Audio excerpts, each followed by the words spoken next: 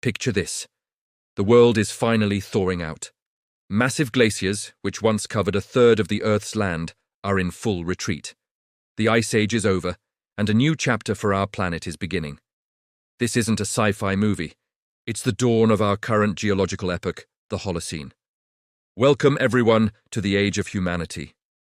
Starting about 11,700 years ago, the Holocene brought something incredibly rare and precious: stability.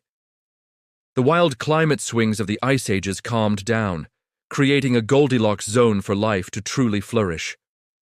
As the ice melted, sea levels rose, carving out the coastlines we recognize today. Vast forests reclaimed the land, grasslands stretched to the horizon, and wetlands teemed with new life. For the first time in millennia, the Earth took a long, steady breath. And in this newfound calm, our ancestors made a monumental leap. For hundreds of thousands of years, we were nomads, hunters, and gatherers, constantly moving in search of food. But the Holocene's stable environment offered a different path. It said, "You can stay here, you can grow things." This was the dawn of agriculture. Can you imagine the shift? Instead of chasing mammoths, we started planting seeds: wheat in the Fertile Crescent, rice in Asia, corn in the Americas. We learned to domesticate animals: dogs for companionship, sheep for wool, and cattle for milk and muscle. This wasn't just a change in diet, it was a revolution that changed everything about how we lived. The need to tend to crops and livestock meant we had to settle down. Small temporary camps grew into permanent villages. These villages grew into bustling towns and eventually into the world's first great cities. Think of ancient Mesopotamia, Egypt, the Indus Valley, and China. All of them rose from the fertile ground of the Holocene. With people living together in large communities, human society became incredibly complex.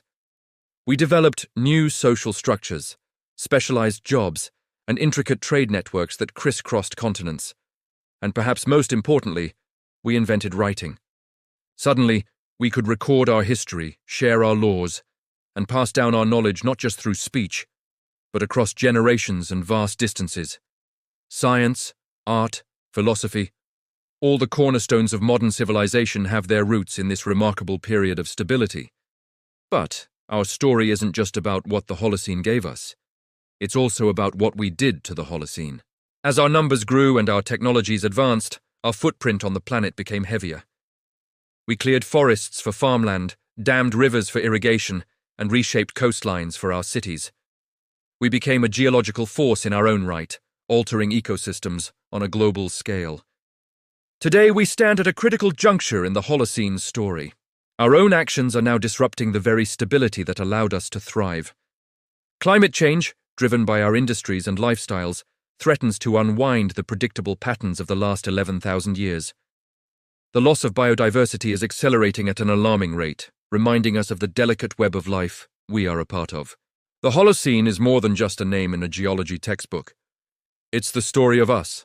It's the epic tale of how a wandering primate took advantage of a warm, stable climate to build civilizations, explore the stars, and connect the entire globe. But it's also a cautionary tale. It reminds us that our incredible journey has been enabled by a fragile planetary balance, a balance we now have the responsibility to protect.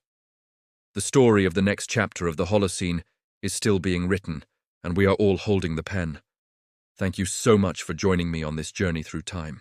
If you found this fascinating, please hit that like button, and consider subscribing for more stories about our amazing world. Let me know in the comments what you think the future holds for us and our planet. See you in the next video.